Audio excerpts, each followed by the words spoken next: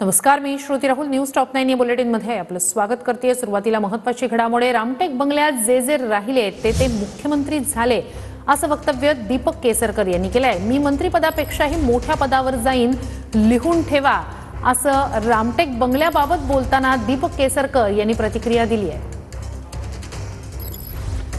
राहिलेला प्रत्येक मनुष्य हा मुख्यमंत्री महाराष्ट्राचा झालेला आहे. शरद पवार साहेब राहिले, मुख्यमंत्री झाले. विलासराव देशमुख राहिले, मुख्यमंत्री झाले. शिवाजीराव पाटील निलंगेकर राहिले, मुख्यमंत्री झाले. म्हणजे निलंगेकर साहेबांच्या बाबतीत कोणी असं एक्सपेक्टच केलं नव्हतं, मुख्यमंत्री झाले. मग तो वाईट आहे का बंगला?